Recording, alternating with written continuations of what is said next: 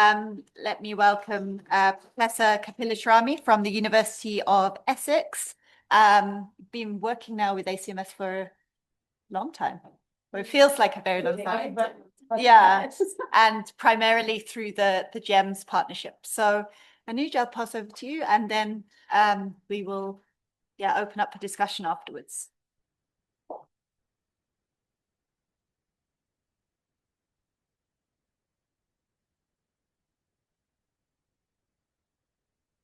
You happy for me to share your slides as a PDF with people?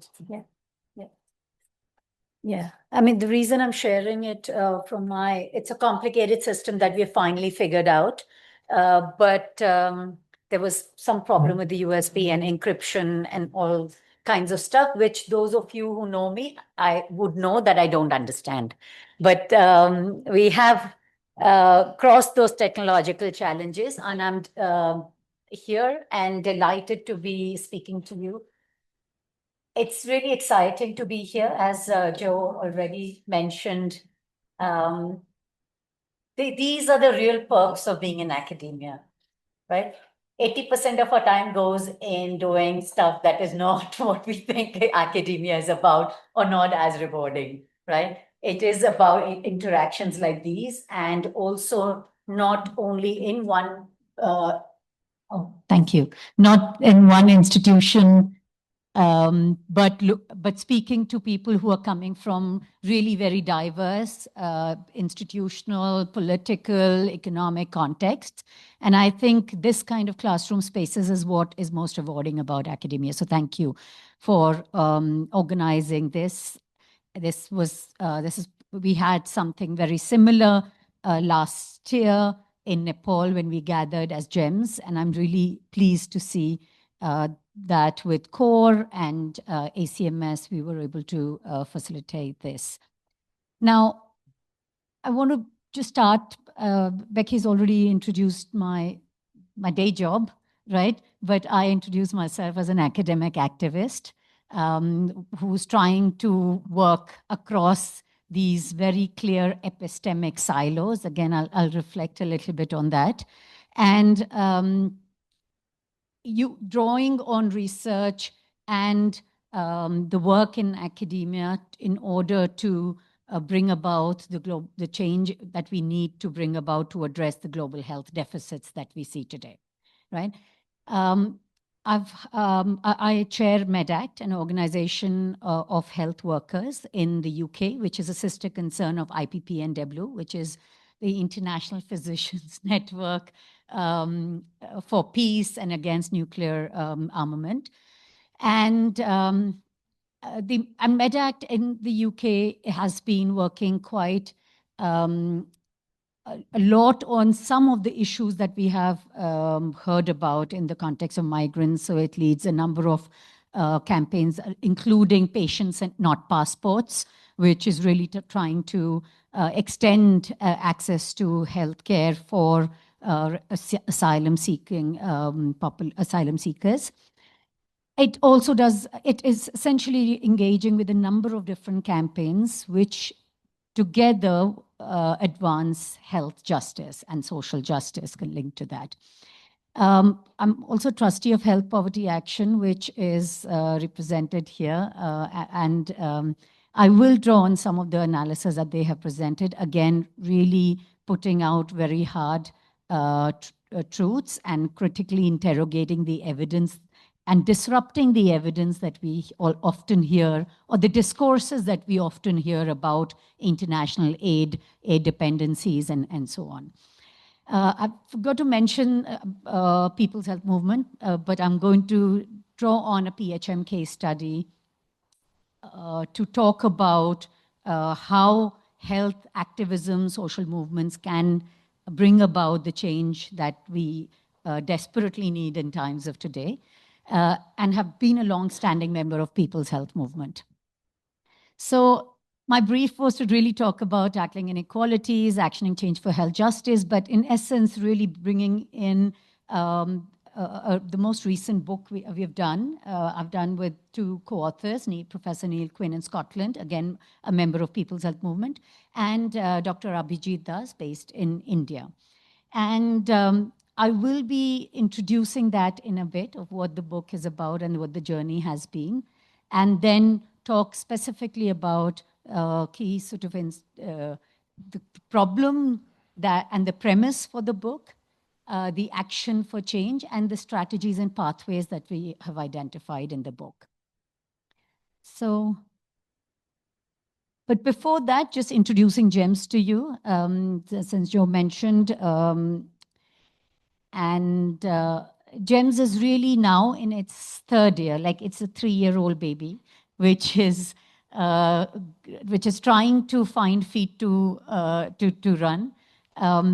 But in essence, it is a global health research group looking at the syndemics or the co-occurrence of gender violence and mental health among migrants in precarious contexts.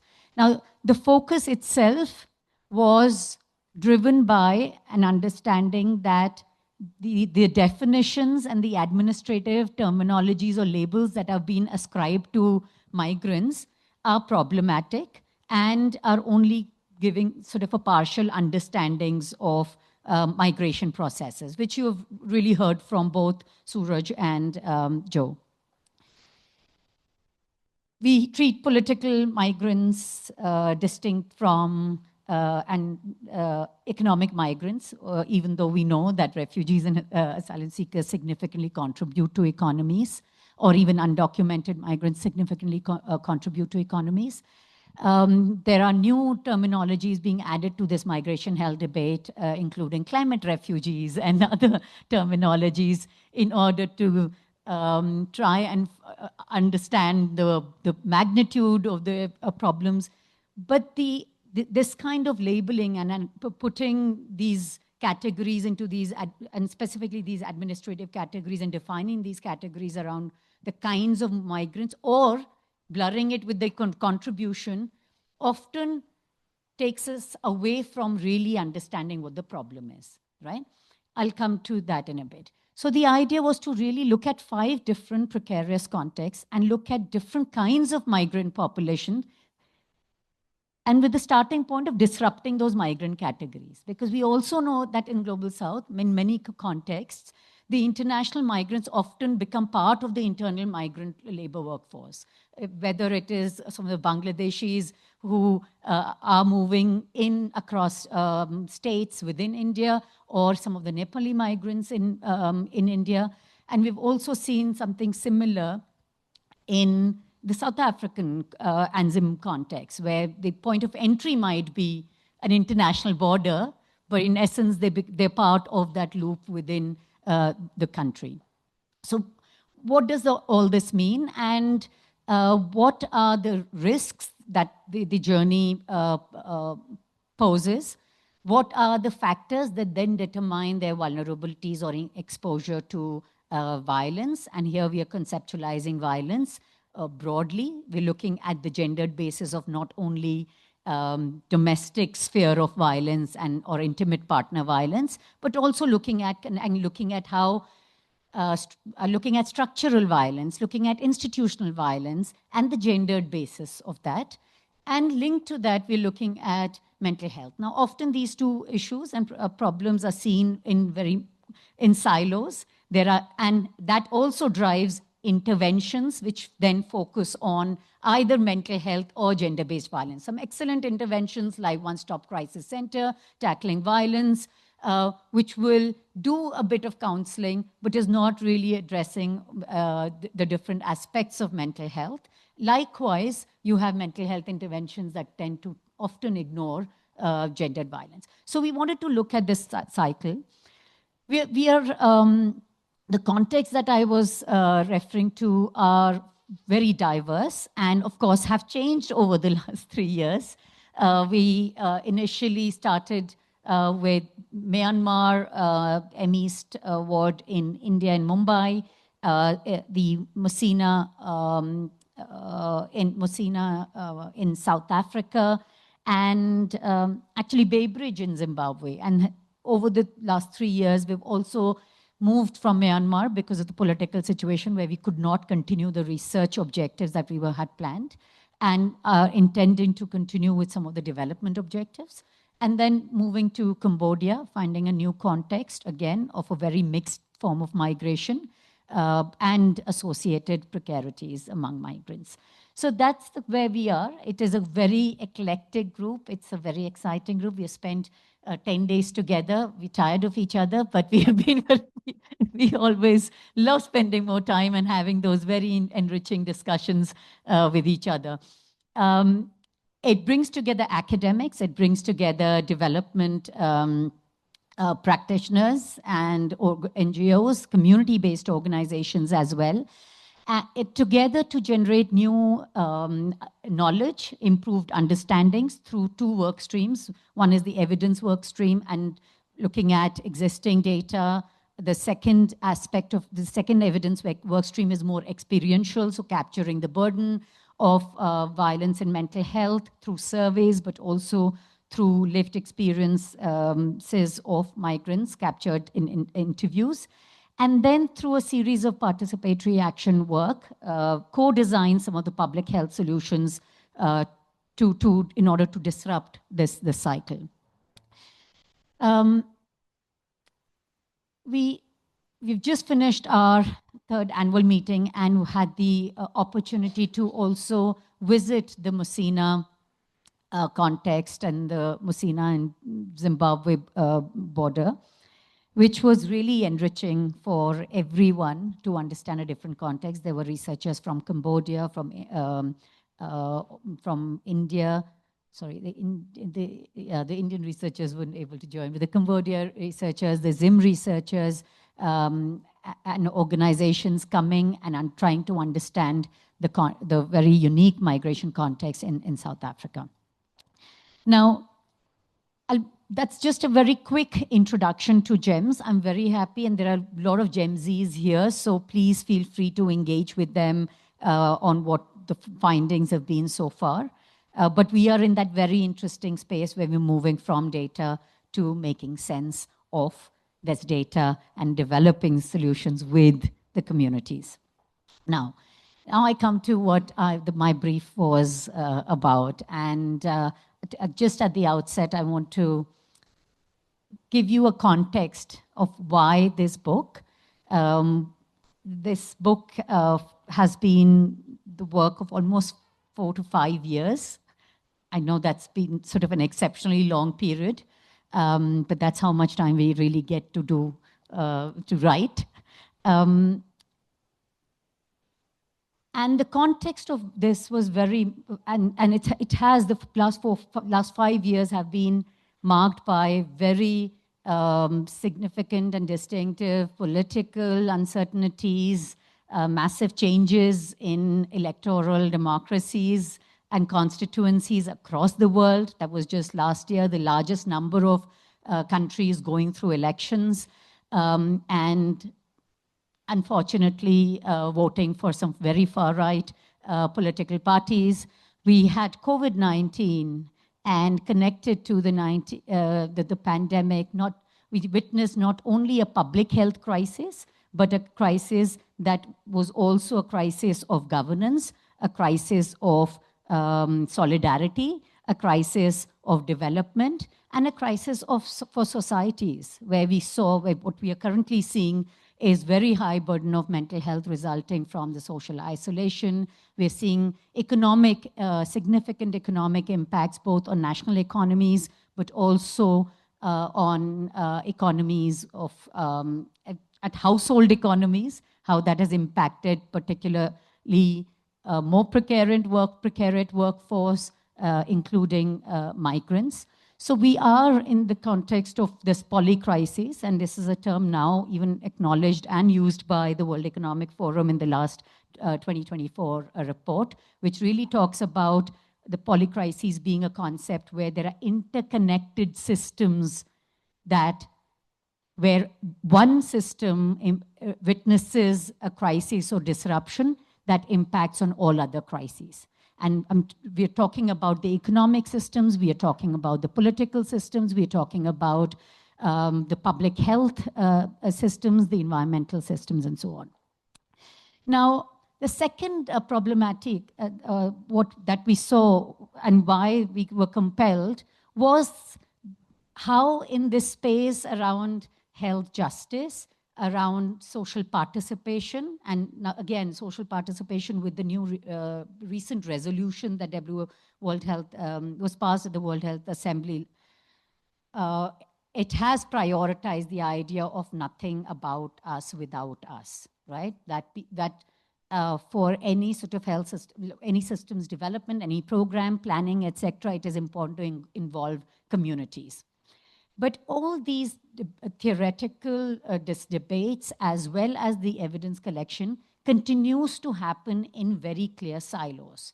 So you have, and especially this is a more troubled space with social justice theorists, and where I've been, when I've been asked to speak in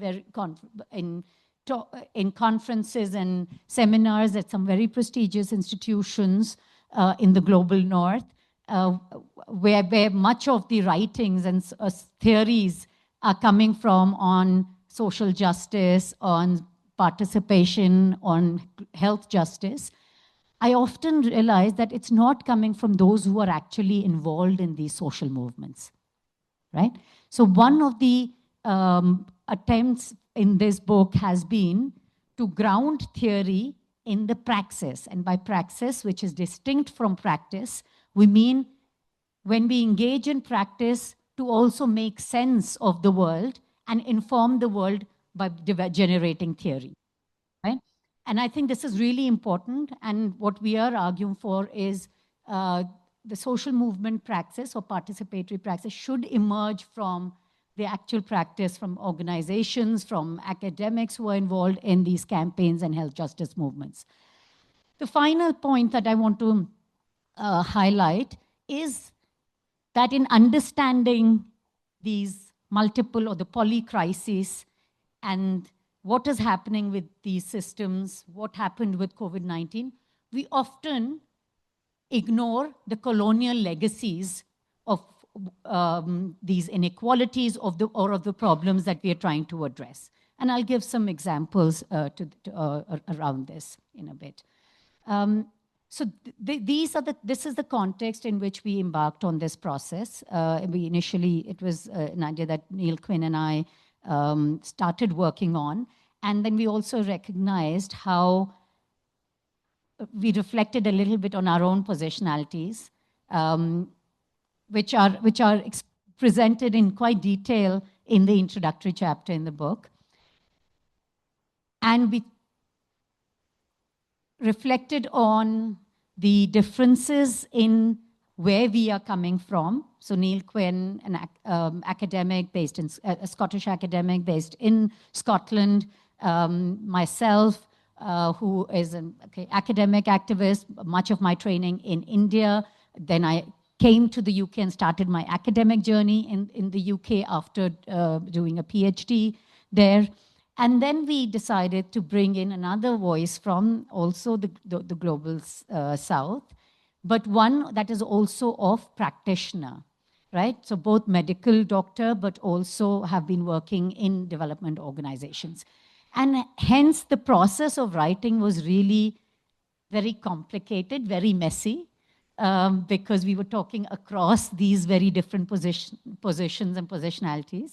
We were talking often, even when we talked about the community development, we were seeing it from very different lenses, very different gaze. Neil Quinn was talking more about community development as it was seen in the UK, in the US, civil rights movements, etc. And from those of us who have been part of these movements and development sector in India, had a very different and a very critical take on the ways in which community development panned out, right? So there was a lot of dialogue across these three positions, which are part of this book. Now, I just want to begin with, and this, I'm going to draw on, I can't do justice in summarizing what the book entails in whatever time I'm left with. But I want to highlight one of the chapters which talks about engaging communities at the margins and looking at health inequalities and how do you engage communities at the margins to tackle inequalities and to bring about a change and to advance health justice.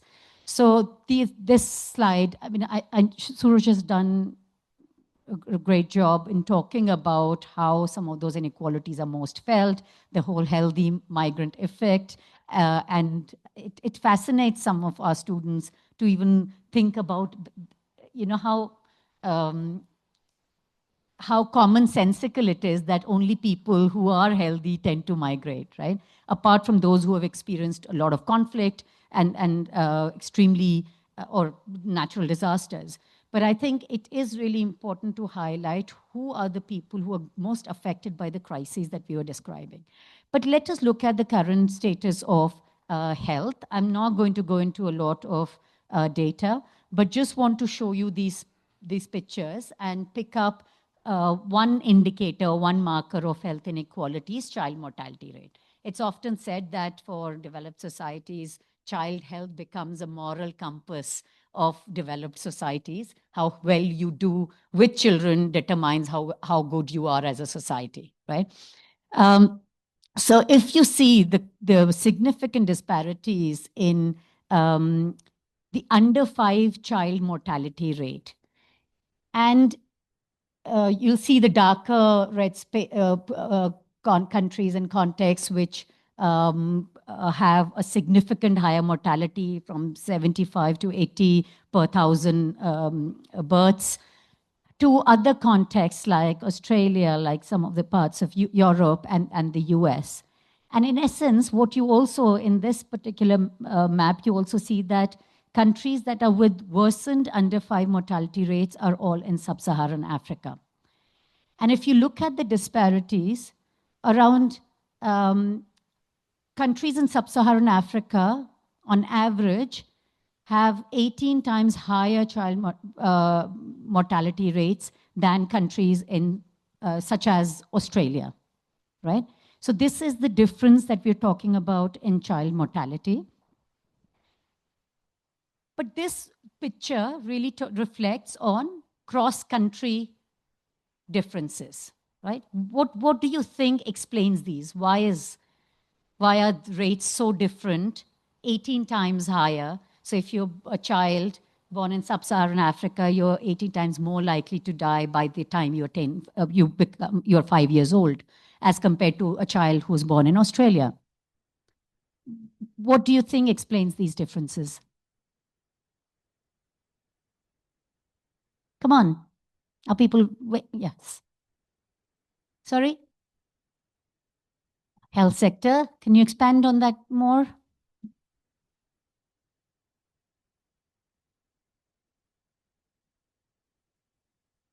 Okay. Okay. And what explains that? Why?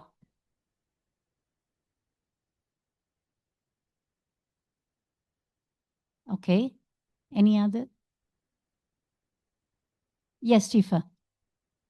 Thank you. Probably population versus resources and the dependency of external resources in the health facilities in the regions. Oh, okay. So limited resources, greater, like higher population. Melissa. I think it's also because of the increased migration within the sub-Saharan region, which also has impact on access to care. For example, we have most countries in sub-Saharan Africa spending more, most of their budget in private sector compared to the public sector, whereas we have a large number of people actually relying on the public sector. In the case of South Africa, for example, we know close to 10% of the GDP goes to the health investment, but that's not what we're seeing on the ground. So which means money is going somewhere where it's not supposed to be going. Okay. Yeah. So we're talking about poor infrastructure or much less developed health systems. We're talking about more population, less resources. You're talking about investments in health, right? Although it's interesting, that this is a very classic trickle-down theory in economics, that the more wealthier a country becomes, the better investments in health, in education, etc. But that's not the case, right? Some of the growing economies of the world currently invest only 3%. India is about 3% of, or 2.5% or something of their GDP going in health, right? You had a hand raised. But important question about how much is being invested in these systems. Yes. Okay, First so way. for me, I think they are the underlying issues of nutrition and health, which are oftenly overlooked or under prioritized in development issues. Okay, and where do these stem from? I want you to go into causes of causes of causes, right? Why less infrastructure? Why undernourished mothers or babies? Why? Tanatswa, and then Fadzi, yeah. I think it also relates to the systems that define the lives where these people live. That stem from historical inequalities around how health systems were designed, where you find most of the population being located in, the types of jobs, the types of foods, the types of aspirations that they have access to. But these are very historically situated in others having more access to certain things like resources besides others. It's not something that happens by chance or because people can't or don't have ambitions. It's historically situated in how these systems define the actual lives that they live by day that creates health for them.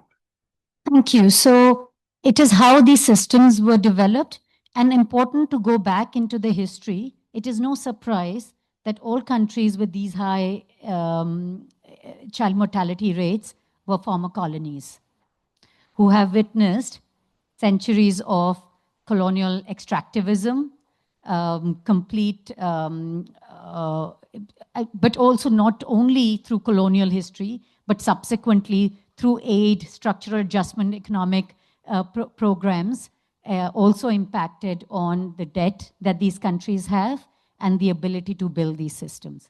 Fadzi. Thank you. I was going to talk about also how we are losing the healthcare professionals, how they are migrating. For example, in Zimbabwe, we are experiencing a lot of brain drain, and yet the government sometimes actually invest in healthcare professionals. And also the healthcare system is heavily dependent on aid. So in terms of how the government invests, they know that we normally get foreign aid. Most of the successful programs in the health sector, they actually depend on donor funds.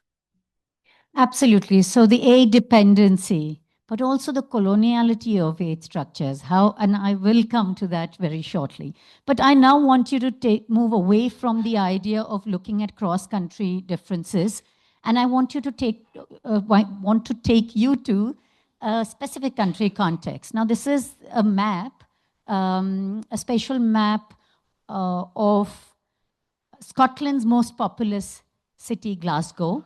How many of you have heard of Glasgow? Yes? Have you heard of the Glasgow effect? Okay, so I'm introducing you to the Glasgow effect on inequalities, or the Scotland effect of inequalities. This is a map of Glasgow City, and Jerry McCartney and colleagues in the Glasgow University, I'm confusing with the two universities, Strathclyde and Glasgow. But yeah, in Glasgow University, have done a very interesting spatial patterning of inequalities. If you take a train from Jordan Hill, which is northwest of Glasgow City, to Bridgeton, the southeast, every stop signals a drop in life expectancy of almost 2 years for men and 1.2 years for women. So the end result is, in the same city, there are people in Jordan Hill who can expect to live up to 78 or 83 years, if they were men or women. And in Bridgeton, it's only 63.7 years, which is actually less than many national averages in other poorer countries. right? What explains this?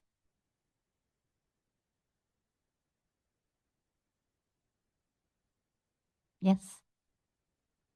I think part of it is city making, if I may call it, how neighborhoods come into being, how they progress, the movement of certain classes of people across the spaces, so like through processes such as gentrification, which is very determined and influenced by I'm trying to find the word. It's very deliberate how these neighborhoods came into being, how some processes force certain classes of people, because they can access or cannot access certain services, to move into certain spaces, and then they conglomerate in these spaces, having certain access to certain resources and classes. And for me, that's part of the story of how that came to being. So you're absolutely right. It is some of the policies that have been taken, I call it a combination, these toxic policies that have been taken, and the kind of neoliberal development that we're seeing in cities today, which have segregated populations and resulted in areas that are highly deprived and other areas that are far more affluent or less deprived. That impacts on how the health systems in those areas are, what kinds of resources or job opportunities, etc., exist for young people there, the schools and the quality of education among these in these areas as well, right?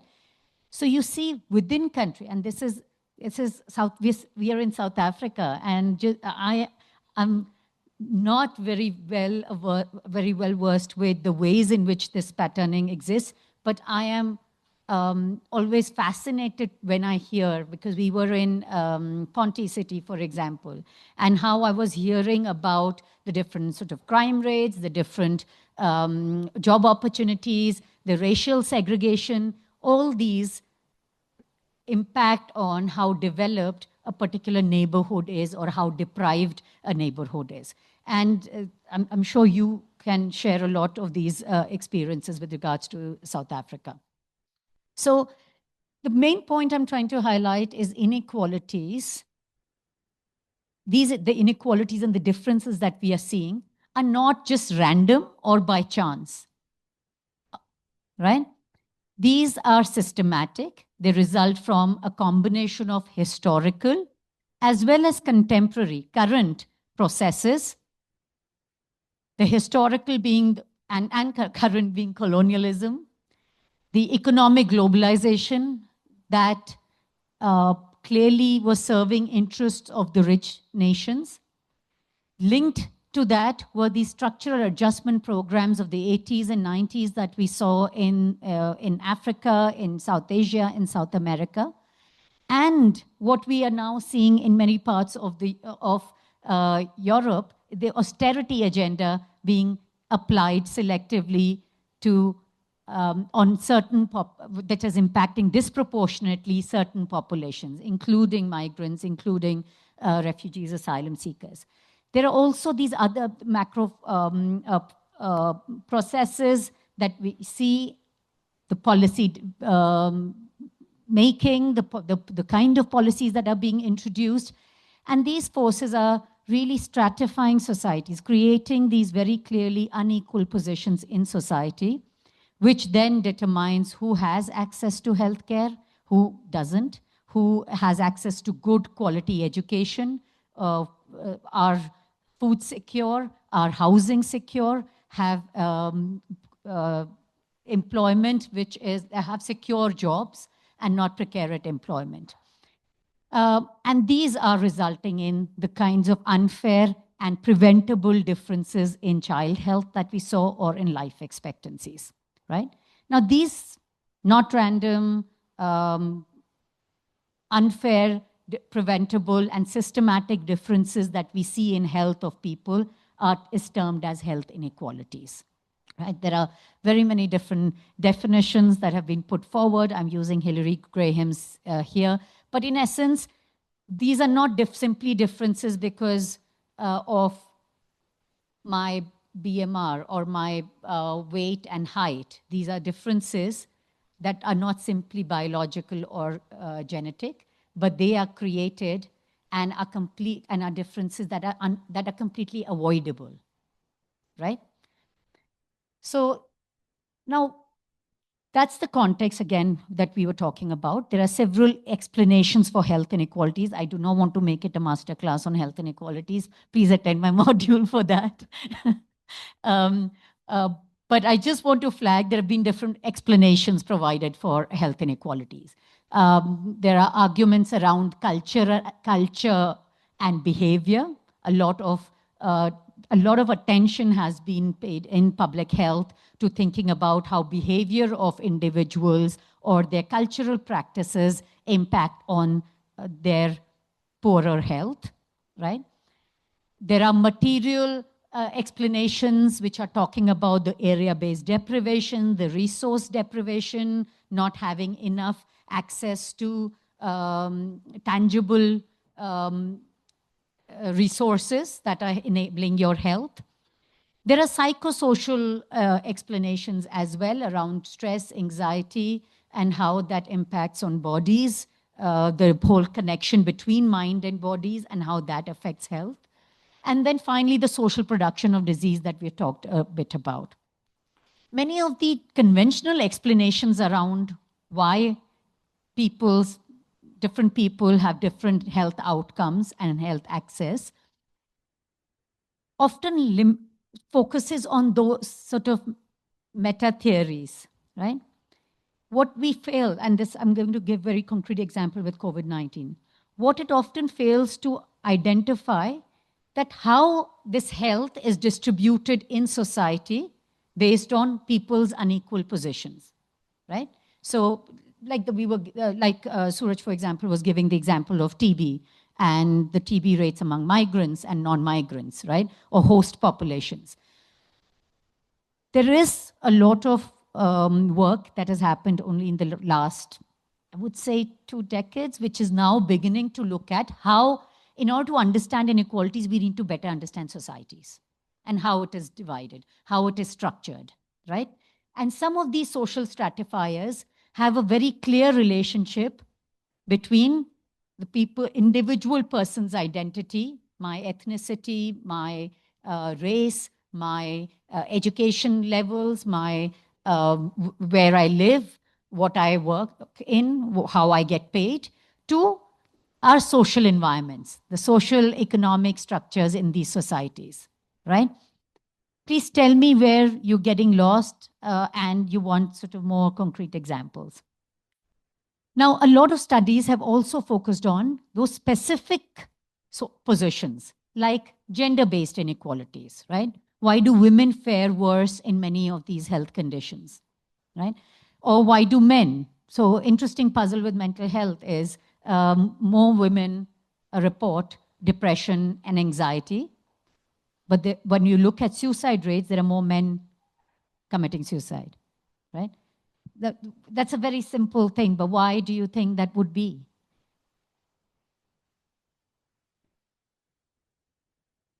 Yes, Lydia.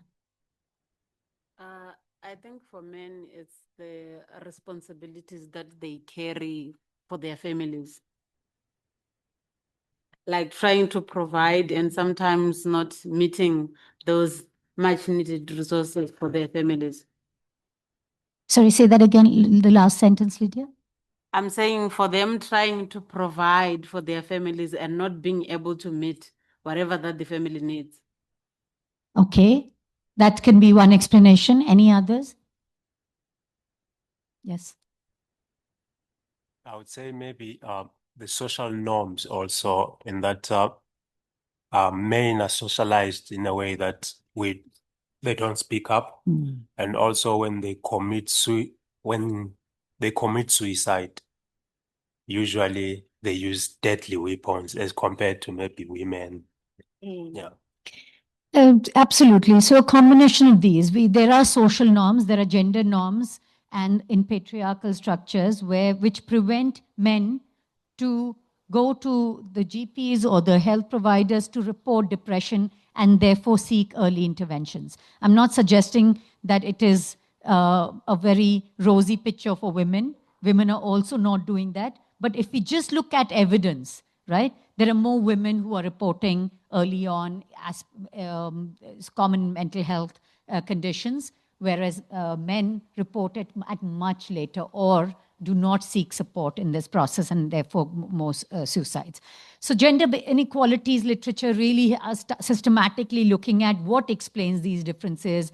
Is it to do with gender norms? Is it to do with gender power relations in household, within communities, or across institutions?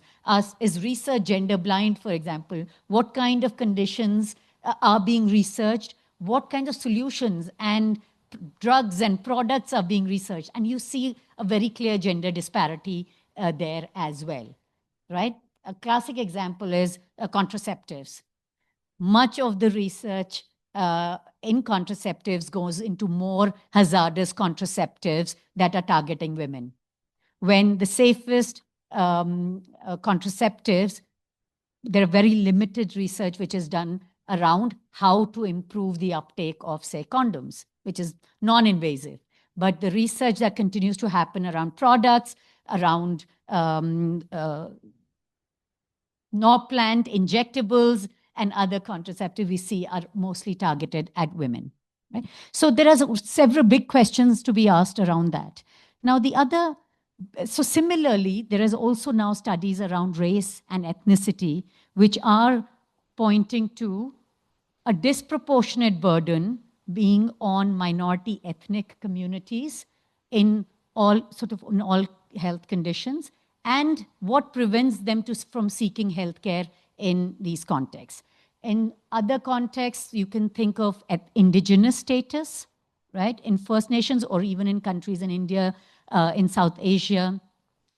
You can also think of particular ethnicities and religion. So there are a lot of research that is now happening on what are these social positions in society, what are these stratifiers that are placing people at a disadvantage, and that impacts on their health, right? However, these continue to look at, okay. However, this continues to look at individual access of disadvantage, my gender or my caste or my race, right? Not look at the interconnections of all these and how that impacts on our health status.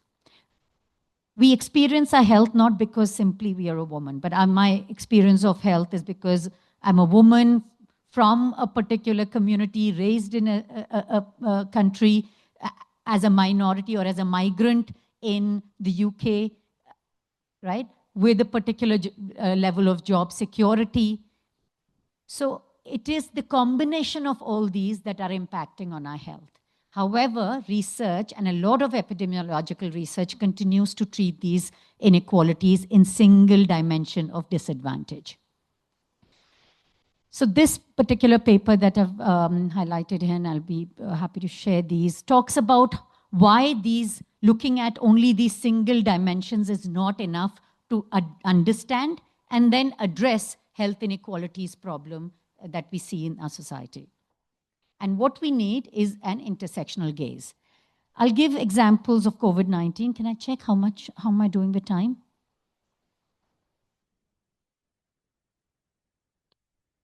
Okay, cool, great. Right, so I'm going to give examples of COVID-19 pandemic. Now, how many of you remember the slogan of the virus doesn't discriminate, that everyone across different countries, contexts was impacted by COVID-19? Yes? Do you remember everyone being affected, all countries being affected? And sometimes it really didn't matter if it was a high-income country. In fact, that had a higher rate of deaths and also infections as compared to countries like low-income countries, right? Did you think everyone was equally affected by COVID-19? So did it discriminate? What were the differences? Did you observe? Yes, Lydia. I think most of the people were equally affected. For instance, when we were asked to stay indoors, everybody except those healthcare workers. So in my opinion, I think we're equally affected when it comes to that. Right. Debate, I want disagreements. Yes, Stanley.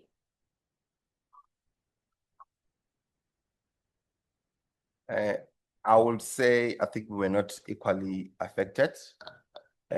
Poor people, including people living in township, it was difficult to stay indoor, you know, staying in a shack, for example, with 3 members of family. It's like maybe there's one person who have to wake up every morning going to work, you know, maybe that person is a security guard, you know, that person can come back with the COVID and COVID-19, and then we are staying in a one room. So it was kind of difficult, you know, compared to people who are staying in a suburb where there's a large yard where they can sit outdoor, but inside their yard, you know, for us, for us, it was difficult, you know. We need to contain ourselves inside because of the soldiers. So the moment the soldiers pass, we need to go to the street. Yes, so the virus was there, but how many, there were different protection levels, different exposure levels among different people doing different kinds of jobs. You had frontline jobs. They were who were differently affected and more exposed to the virus, right? Domestic workers, we saw a lot of migrant workers in informal economies that were clearly exposed. But the responses to COVID-19 also put them at a different disadvantage, because the lockdown, for example, did it affect us equally? Right? What? Yes, no? I think there were a few hands raised there. Yes. Sorry, I can't see the names, but not Sorry, Tando. Tando, I just wanted to say, for me, what stood out during COVID was particularly for migrants, how access to social security, for example, from government, and even within migrant communities, they were also affected differently, whether they are documented or undocumented, as well as where you were during the COVID, the particular geographic space, whether you had access to all the services that were necessary. Thank you. Others, yes. It was also quite evident. There's a case in point in Zim where, like Stanley said, some communities could not afford the lockdown. They live from hand to mouth. You lock them up, they're not going to work, they have nothing to eat. So essentially in some spaces, around some communities where lockdown did not actually happen, unless somebody complained and it becomes visible, then they send in the army, but virtually people could not afford that. And then they actually built a hospital for the elites called Arundel. Access to that hospital was very restricted. It now made public. Now everyone can go and access that hospital for free to get just basic attention now. But that hospital was created specifically because the wealthy could not go out of the country. They had to, so a few rich people got together, built the hospital, but still access to that was very restricted. You had to know someone. So you had differences in access to hospitals, difference in access to oxygen supply. I recall one of the peaks, I think it was the third peak in India, where there were very high number of deaths that happened during COVID. Oxygen was very much, there was a massive shortage in oxygen supply, but only those who were paying that extra money could afford those, or had political connections, or could pay money for those extra beds. So we saw very clearly that even though the virus doesn't discriminate, but there were very clear differential implications of policies that were put in place on people who are already in the margins or already experiencing precarity in these, right? We saw that in the case of migrants, and we've written, I'm drawing examples of South Asia in particular, where we saw lockdown of factories, etc., most affected migrants who were working there, who had to make journeys back to their villages almost 100 to 1,000 kilometers away. And they were making these journeys on foot or swimming across the river channels to go to, say, back to Nepal or other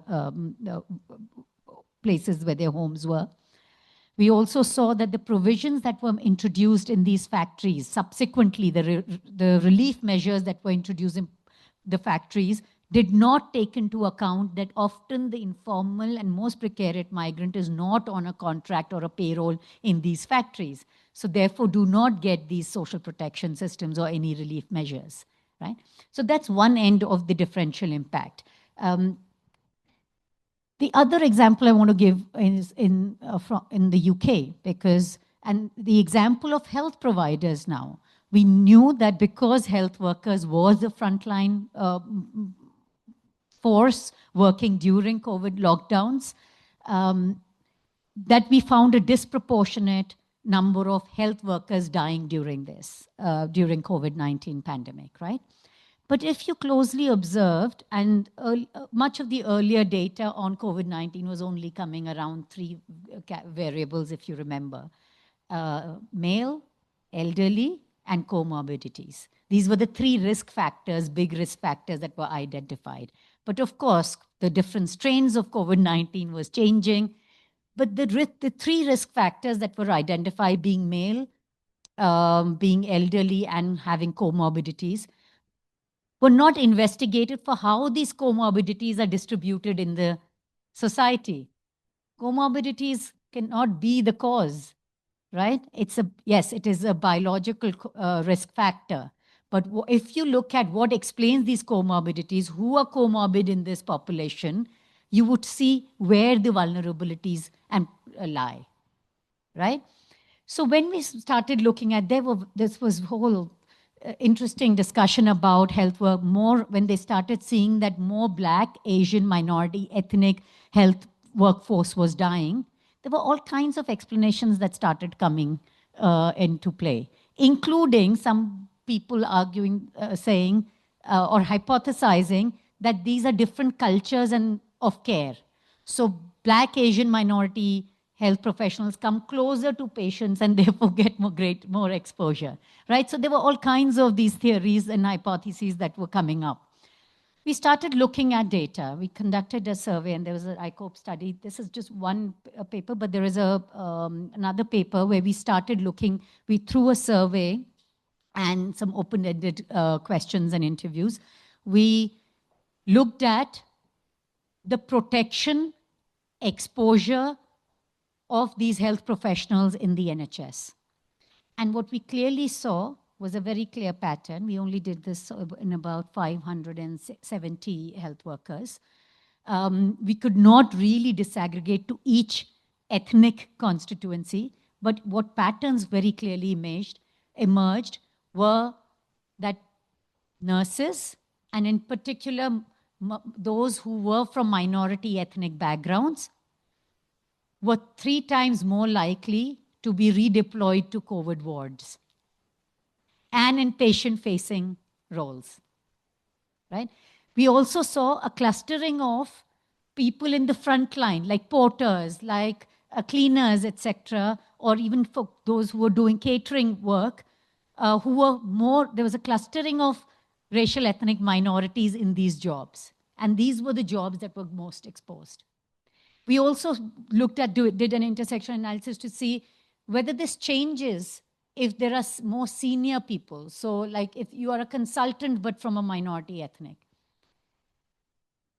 And while it reduced, but we still saw an excess exposure among minority ethnic doctors in the NHS.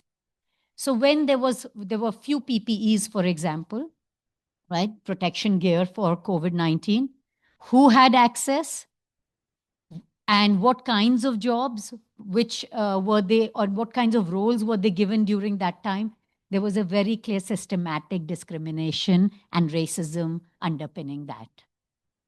So what then we argue in this paper, I mean, it is not the virus that is racist, but it is our responses and the institutional responses that are clearly discriminating people of color. these are two examples that I've given, which really talks about the inequalities that we are seeing in the world and how decisions, policies, and actions can impact on COVID-19. Now, as a result, and what we are arguing in the book is researching and actioning on inequalities, therefore, demands us to go back to a political analysis of these oppressions, right? Of this discrimination. It demands us to look at the role of power, how power is distributed in society within institutions, institutionalized discrimination, like racism and the practice that I gave an example of, and then looking at the need for organizing beyond single issue or single axis of oppression. So not alone gender or not alone race and ethnicity, but a combination of these. When we started looking at evidence and intersection, it was very clear women, nurses who were from minority ethnic backgrounds were 3 times or more likely to be redeployed, greater exposure, but less protection from PPE. We saw that in other countries as well. There were hospitals built for, India, I can give another example because I was doing a lot of comparative analysis around the policy change, etc., that we were seeing. There were hotels which were cleared up for doctors to stay back for hospitals, but nurses weren't given that kind of accommodation. There were nurses who were clustered in like hostels with no support for laundry, change of their, what do they call it? Scrubs, yes. No laundry services, cleaning scrubs, or the kind of PPE gear that the doctors enjoyed. So we are really talking about multiple access of disadvantage and oppression that we systematically need to examine. Now, these little infographics are from the book. We have 3 parts to the book. And the first really talks about what I have shared with you around power, participation, and why we're talking about and why the need for communities engaging to change what we are seeing in society today. We very clearly argue that this kind of organizing requires an intersectionality approach, which does not talk about one single disadvantage, but looks at the connections of disadvantages, looks at these larger processes together of colonialism, patriarchy, ableism, racism, sexism together, right? And intersectionality really, how many of you have heard of intersectionality? Hands up. Okay, can I quickly get some responsive what is intersectionality, but without looking at, the slide gives away. Don't look at the slide, but don't use the term prism, but yes. What do you mean by intersectionality? I'm not going to ask those who have attended my intersectionality module. Yes, Stanley. Okay, for me, intersectionality as a theory or a framework is how people are disadvantaged differently can be by gender, race, sex, ethnicity, how those things intersect and contribute to their disadvantages. For example, if we are speaking about race, maybe African race, and black man is not as disadvantageous as black woman. Yeah, something like that. And also in white, a white man is not as in advantageous position as white woman. Yeah, something like that. 2 points to it. Completely, wholly agree with the first part, right? Looking at the interactions of those multiple disadvantages or seeing different disadvantages and advantages. The second part, I want to, again, pick up what people feel about this frame of, a black man is not as disadvantaged as a black woman, right? Do people agree? Okay, why? Yes, please tell me. I think it Or tell depends. Stanley.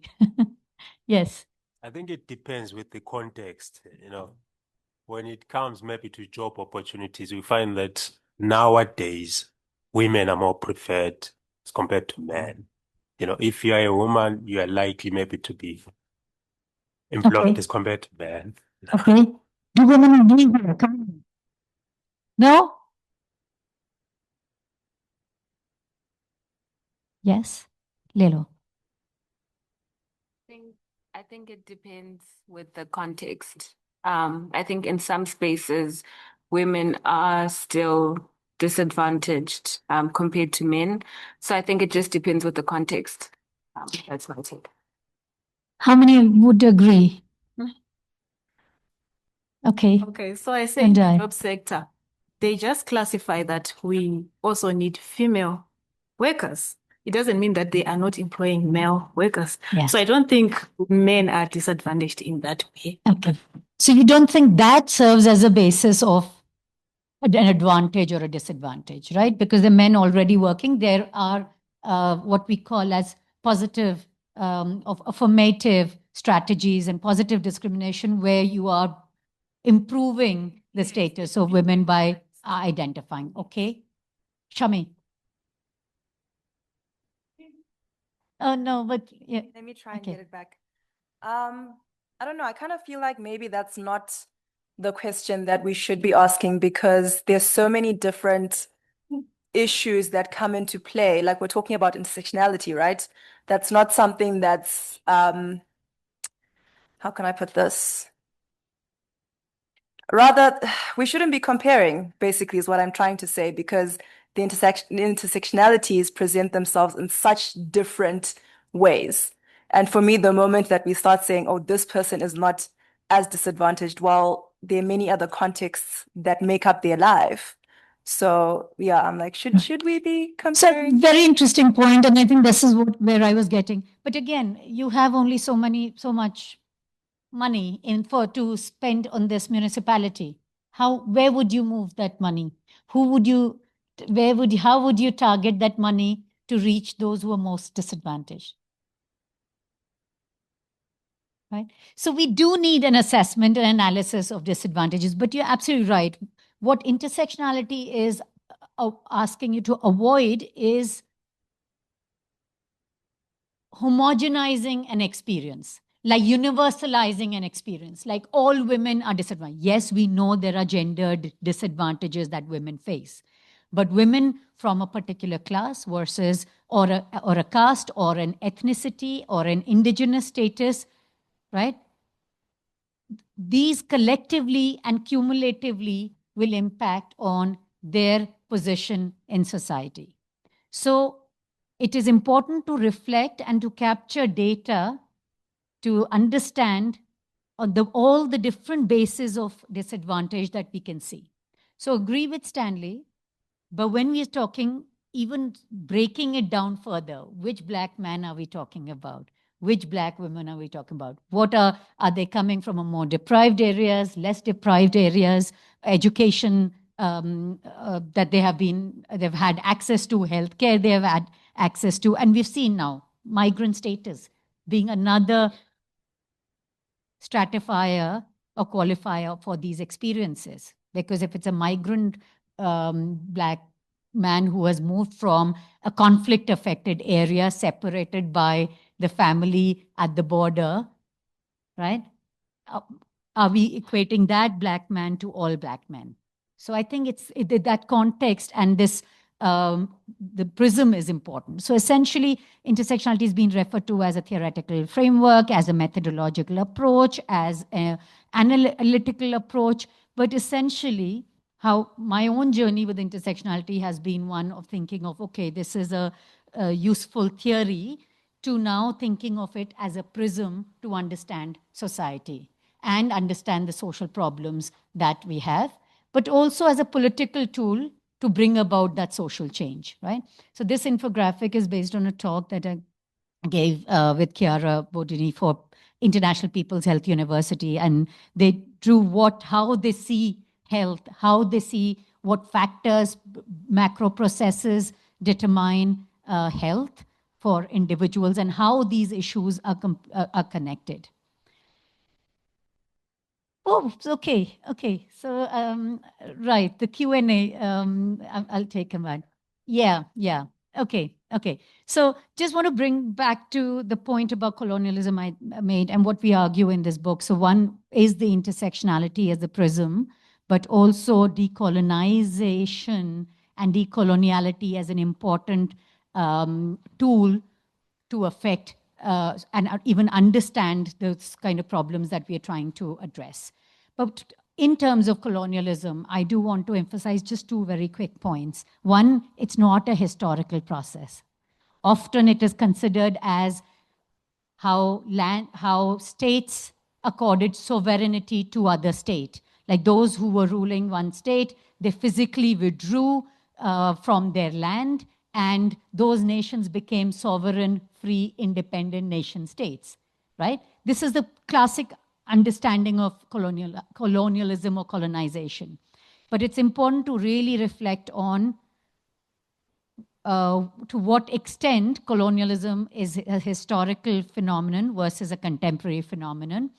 There is a very interesting interview by Kwame Nkrumah who talks about how the extraction of land, of resources continues to date through a neo-imperial, neo-colonial expansion, extractivism that we are saying, right? So then decolonization is not simply about doing the righting the historic wrongs, right? It is also about looking at how the current systems, structures that were developed in the colonial period and by colonial powers, right? How those are continuing to marginalize the communities at the margins, right? Continuing to extract.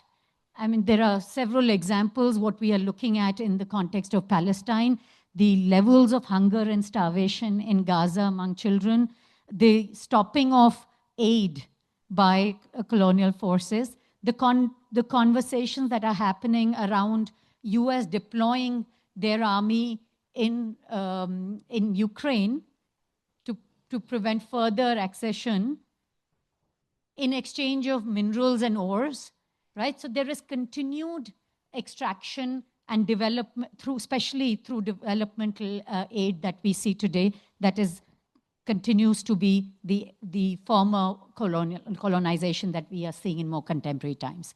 The second aspect that I want to highlight here is that the current global system that is, and I think Suraj, you also alluded to the changing power dynamics and relations in the state today.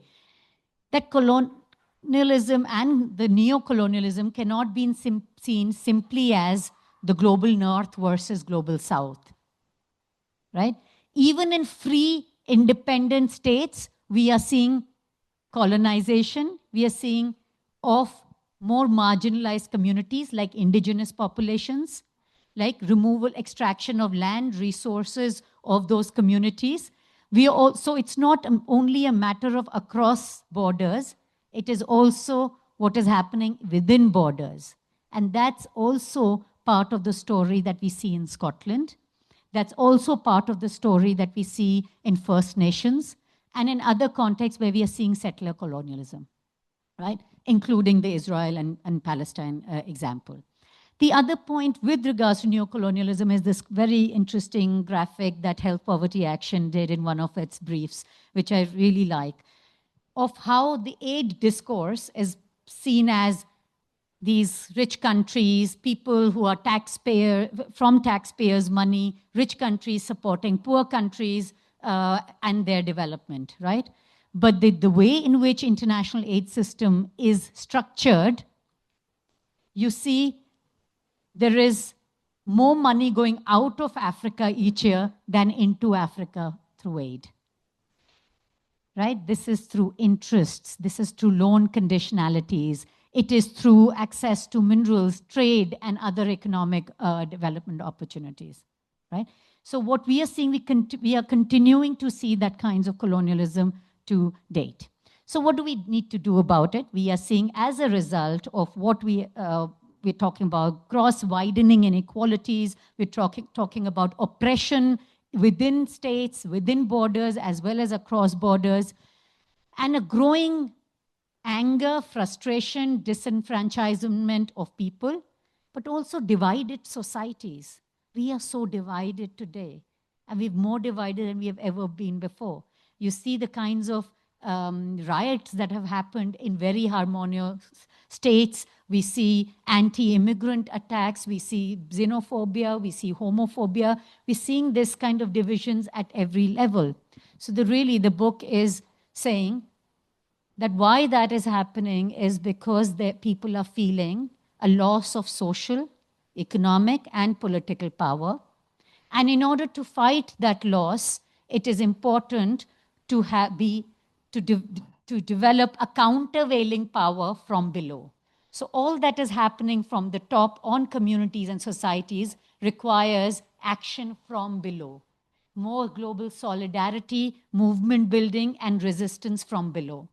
And such countervailing power also requires very different kinds of activism and community organizing, which is not simply about one single issue struggles. It is about looking at the connections between these struggles. And this kind of connections has been a long-standing priority.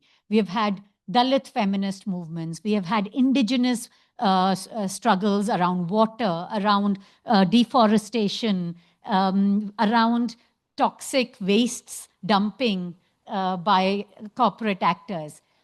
And what is really essential is how these come together in an environment which is becoming very nationalistic, very anti-immigrant, anti-gender, and anti-rights movements, as we have seen from the Trump diktats. So what decolonization and what intersectional praxis really requires is really a multidimensional strategy. I'm going to skip this. There's some examples of what we have done. And these 5 pathways that the book explores, 4 pathways to health justice. Are you able to, see the next slide? Yeah.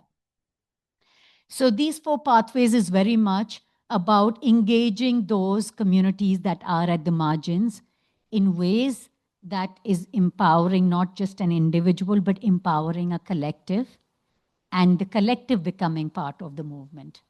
The second is addressing the political, social, environmental, as well as commercial determinants of health, what the corporations together with states are doing in the kind of extraction we are seeing.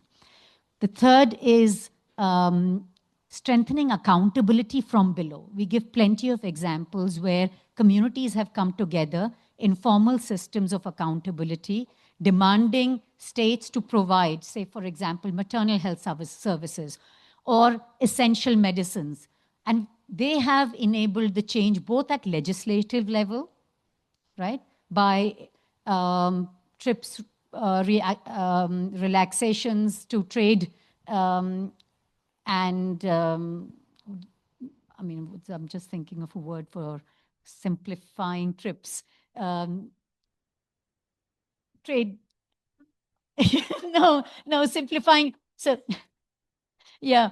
So the kind of taxation that happens or the kind of export restrictions that happen on essential medicines, including in vaccines for COVID. So communities have also done advocacy to resist that, to demand that there be a COVID facility which is providing poor states and people who are more deprived free access to medicines. But there are also more localized interventions where communities have come together to monitor local health services of what kinds of drugs, what kinds of services they are providing, and engage them in very powerful tools like citizens' tribunals, like public hearings, like truth commissions, where the authorities are made to hear the kinds of evidence that they've collected on the ground and seek compensation for these. So there are plenty of examples that we do talk about. It's not all story of doom and gloom. I'm not going to go deep into the People's Health Movement, but just want to introduce, there are a lot of references to that and written in a fairly simplistic way. But the People's Health Movement really came about in 2000, right?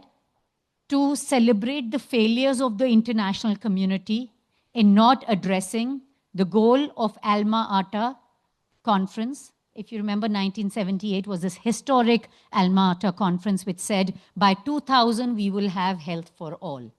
So when we were nearing 2000, across the countries, a lot of health professionals, advocates, human rights practitioners, activists came together, across 70 countries I'm talking about, to demand that health for all now. So instead of health for all 2000. I was part of the Indian People's Health Movement then. I was very fortunate to be at the first People's Health Assembly in Dhaka, where almost 70 countries participated, and they embraced, through very ground level community-based dialogue, a whole health manifesto, People's Health Manifesto, that they then began to use with their political parties to demand the kind of change, including, for example, in India, there was a long-standing advocacy and campaign around increasing the GDP percentage going into health, which was at the time 1.6%, which has now subsequently come to about 2.6 or 3%. So there's been a number of, I'm going to skip the Scottish example, but through a number of different ways in Scotland, in Europe, in Latin America, movements in Mexico and Brazil, as well as parts of Africa and South Asia, we've seen grassroots movements come together to demand and ensure accountability from local planners, municipalities, councils, but also at the global level, international actors.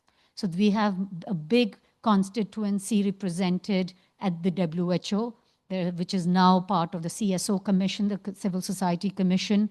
And it was PHM's efforts, and there'll be papers written about it, which was responsible for the first commission on social determinants of health at the WHO level. They argued that health is not simply a matter of disease. We need a commission which talks about social determinants of health, and that should be part of the development goals and millenniums or at the Sustainable Development Goals. This is a process that we embarked on in Scotland, developing a People's Health Manifesto, and the process has continued. This is around every election, and we've utilized that and the set of demands with each political parties to effect change. And in many cases, there were some political parties, not unfortunately SNP, but Labour and Green, that really adopted the manifesto that we developed in Scotland.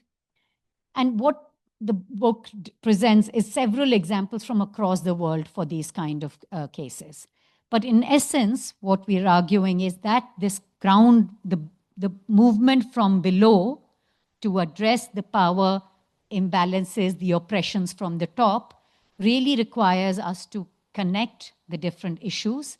It also requires us to build global solidarity, not just global solidarity connecting with different countries and movements, but also connecting those movements to localized actions and campaigns, right? And develop more critically conscious communities of actions. So there's grassroots organizing and countervailing force. It also requires us to think about and sensitize professionals in demanding some of this change. There are a number of different, very powerful, very stimulating and inspiring approaches that have been adopted in People's Health Movement, as well as members like MedAct. There's a People's Health Tribunal. Again, this is something you will see from MedAct and PHM page that have been conducted, where we listen to people's stories of neglect, of oppression, discrimination, and then that informs the advocacy.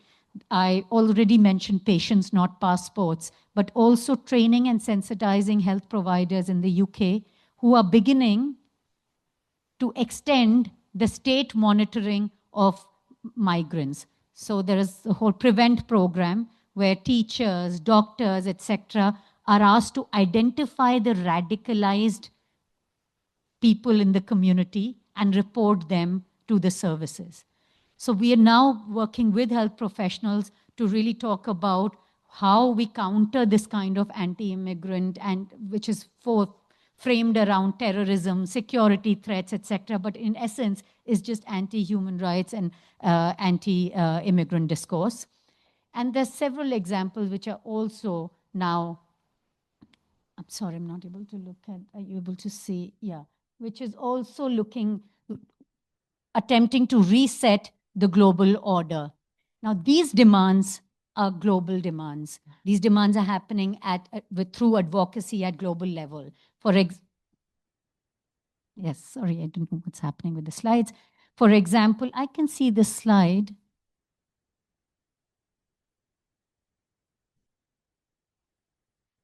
Okay, it's not changing yes, okay.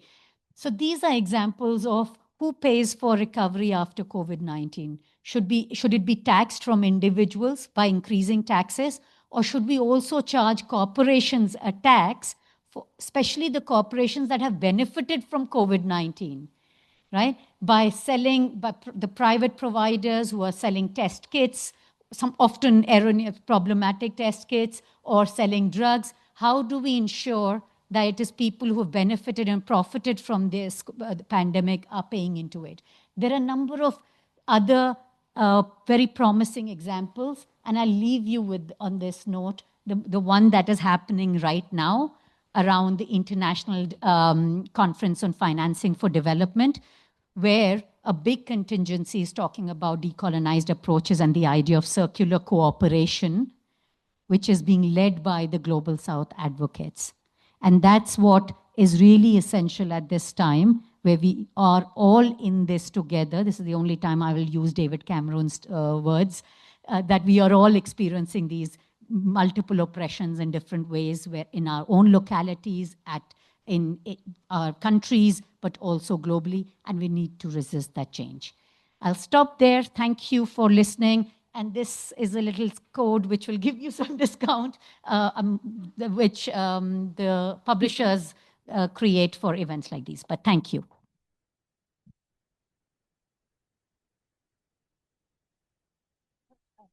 We can help with online people. Okay, cool. See people. Oh, sorry. Just realized that.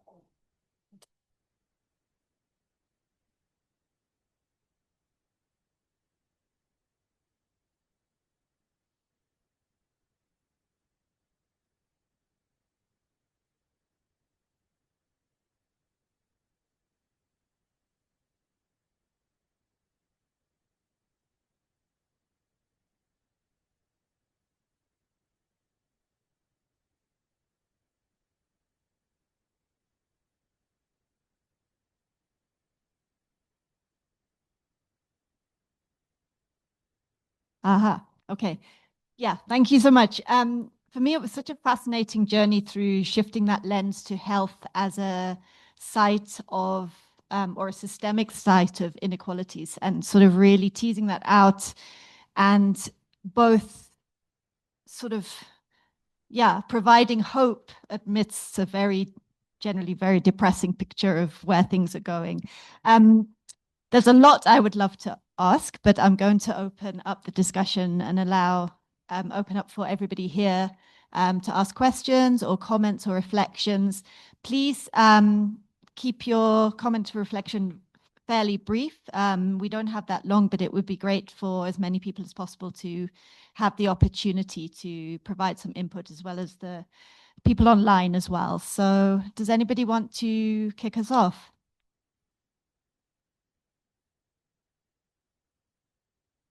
Is there anyone online, Joe?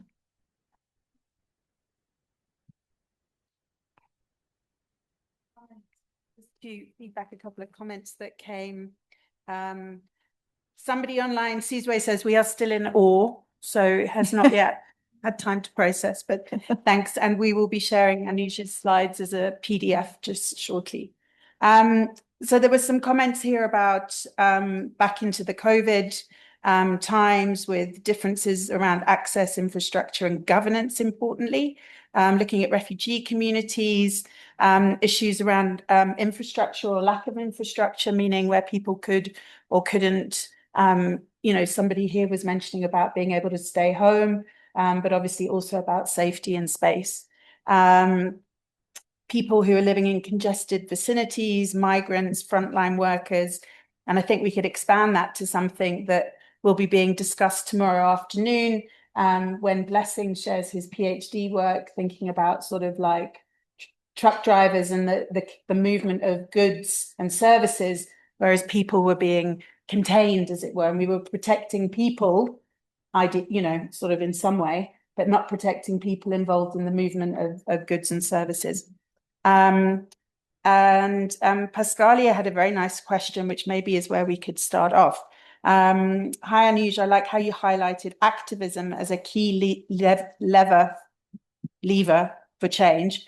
My question is, how can early career researchers, particularly from the Global South, strategically align our research with activist movements to advance health justice without compromising institutional or academic legitimacy?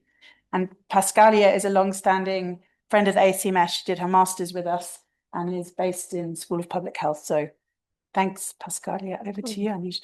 One of those very simple questions that is easy and fast to answer. Okay. Right.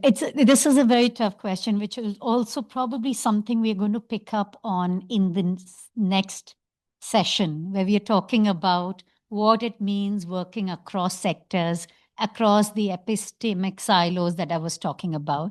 I've written on this previously because there, and I'll share some of these literature. The first paper was done in around public health advocacy and activism, which makes a case about, or rather challenges the assumption of the need for these two, academia and how the world sees the academia quite separate from the activist world, right? There is often this whole assumption that academia and the ivory tower is just about thinking, and the work that organizations, campaigns, movements do is about action, as though they're not thinking, right? Sometimes, yes, because the kinds of challenges that we are confronting with are just demand constant action. There may be some less thought through actions than others, but I disrupt that idea, and the People's Health Movement in Scotland that we've done a piece together with not just academics who are involved in the PHM, but also organizations and activists who are continuing to lead the PHM Scotland. And I now have moved to the UK and Essex, part of PHM more broadly, but not involved with PHM Scotland anymore. It's continuing, and it's continuing by a combination of these dialogues across these different sectors. I think that paper really argues and challenges the idea that we compromise on evidence if we engage in activism, right? I think what we're really trying to do is the evidence-based or evidence-led policies and programs that is quite dominant feature of public health, right? In public health, in global health, we keep talking about this policy and programs need to be evidence-led. What activism, informed evidence generation is trying to do is shed light on the gaps in evidence, what kinds of data are being collected or being reported, and trying to also move away from valuing what we measure, but measuring what we value, right? Now, these are two different things. We often measure some things, and we do need to understand the burden of depression and anxiety or mental health conditions, suicides, among others, right? But if we value equity, if we value rights, we're asking slight other questions. I think you also talked about that the question is not whether a Black man is more vulnerable to or less vulnerable and more at an advantage to a Black woman. So I think what activism is allowing us to do, or advocacy, depending on what you're engaging in, is also informing evidence and getting evidence to focus on and research to focus on the right kinds of questions that will aid in closing the equity gap.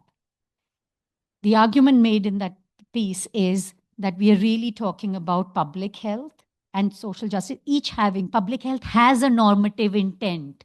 It is an aspirational goal. We're talking about improving health for everyone. That's not a non-normative goal. It is underpinned by the idea of everyone should have a particular quality of health. So it is already a goal, an aspiration that is underpinned by these norms. So what we are saying is that it's not, I mean, an advocacy in public health is also demanding that change. Where we can come together. And I think, so the academic legitimacy point is what I wanted to highlight or respond to. But the second bit is it's the reality that we're all working in very, very atomized institutions. By atomized institutions, I mean very fragmented, insular institutions that do not encourage this cross-sectoral work. And I can be very shamefully admitting that the number of times my bosses, as I was climbing up the academic ladder, told me that you shouldn't be doing health movement, health advocacy and stuff. Focus on the career sort of objectives that academics need to focus on. I didn't do that badly. So you can all see that I think both the energy, but also the ideas and the experiences that we got in connecting with this kind of activism also informed my research and the kind of questions I wanted to ask, right? I could not go through the Scotland example because I think that would have been a good example in response to how do early career researchers engage with this. We started PAR process, participatory action research, to build this and extend the people's health movement in Scotland. That was part of the objective, that bring people together while understanding how austerity is impacting on people's health. That was my research question when I started that project, right? But also the underlying objective was, could we bring people who are experiencing the effects of austerity and facing those oppressions daily into a movement that can also respond to these challenges? So that was the intention. And there are different ways. There are PHMs in different countries that you may want to involve in depending on where you are. I think South Africa has a very strong people's health movement. Getting attached to movements like MEDAC, like IPPNW, if you're a medic and want to be part of this wider community of physicians who are really care for health equity and health justice and are attaching themselves to either very localized or very global and international campaigns. It could be access to essential medicine advocacy with WHO and the other like pharmaceuticals, or it could be a localized campaign against fracking in your locality, or the Patients Not Passports campaign where you're fighting for extending the right to healthcare for asylum seekers. So those are ways in which you can do that. But I do acknowledge it's not a process that is very easy or smooth and requires time in building these connections and being part of these movements.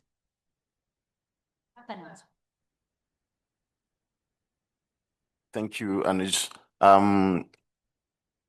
Could you give us a few pointers around how to use intersectionality as a methodological approach or tool that ensures that what you end up doing is actually mapping intersections and what are some of the issues that one has to look out for?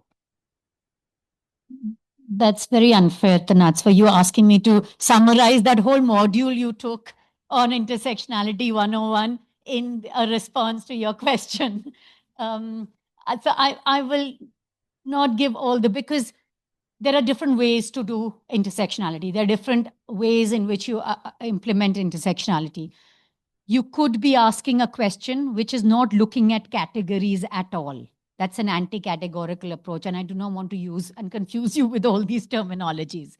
But you could also be doing intersectionality. So by not looking at categories means not looking at differences between very fixed set of populations, like men or women, or migrants or non-migrants, or indigenous communities versus non-indigenous communities, right? So those are fixed categories. So you could be asking a question and then beginning to see how the impact. So to some extent, we located our study in migrants, but we did not define categories to compare the status at the start. So we were not, for example, looking at international migrant mental health status or refugees' mental health status versus internal. The framing of GEMS project, for example, has been a broad framing that will allow us to get to who are the most disadvantaged or communities who have limited access or who are more precarious. But so our starting point, you could do intersectionality by just asking more generic questions and then get to understand the society that you are studying or trying to understand of what are the differential access, how it is distributed, how the society is structured. I think the approach in GEMS was more of that.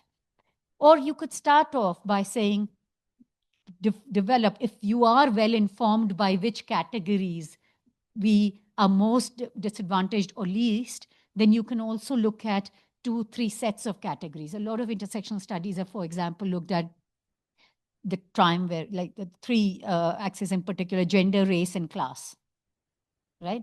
So women, BAME women, and deprived neighborhoods versus non-deprived neighborhoods, right? So you could also look at categories and do that kind of analysis, but read the book and do a little bit more reading on this. I do talk a lot about intersectionality in this. I hope that answers, yeah. Sorry. One last question from online. Chavi, I'll read it on your behalf if you don't mind. In your talk, you touched on how coloniality continues to influence migration systems today. Building on that, how can we apply an intersectional lens to understand how caste, class, gender, and race shape the lived realities of migrants, especially women in post-colonial societies like India and South Africa? Studies by Mala and Pessar emphasize how migrant women navigate structural barriers by asserting agency through informal networks and community organizing. However, Indian migrant women are still often portrayed as tied migrants or trailing spouses, invisible, muted, and without agency. How do colonial legacies continue to reinforce these silences? And what can migration governance systems do to challenge them? This is an incredible PhD project. I would agree. And I would encourage you to connect with GEMS because this is exactly the kind of questions we're trying to answer. I think the only thing I would say, so this, I can't answer the whole question, but I do want to add that one strength of intersectionality, if it is applied well, is that it allows you to connect the individual experiences of what we saw, for example, among farm workers in Messina, right? With the structural, institutional, systemic processes of discrimination that we are seeing in the world, right? Without that, intersectional analysis is incomplete. If I just explain, which is unfortunately a lot of quantitative studies on intersectionality, do just explain the burden, the differential burden based on different communities, right? So it could be the examples that you were giving, Chavi. It could be the specific excess burden that the migrant woman from a particular nationality moving to South Africa is faced with, right? So you're talking about excess burden. But the beauty and the strength of intersectionality is trying to explain why, not just describe the burden. An explanation of why, which I was telling you, go back to causes of causes, right? takes you back into the historical process of discrimination. There's a paper that I did on Tanzania and looking at women's access to reproductive information and contraceptives. And that does try to talk a bit about the places the disadvantage of particular indigenous communities there and how that was historically determined. I'll be very happy to share that example as well. But thank you for that very thought-provoking question. Great. Huge thanks to Anuj and to colleagues for fantastic questions, comments, and thoughts. And it's a very nice link. It makes my job a bit easier tomorrow morning when we're going to be talking a bit more about legacies of the sort of, histories of global health and immigration and epistemic injustice. So it's a very nice kind of link there. So thank you, Anuj. You've made things easier for me.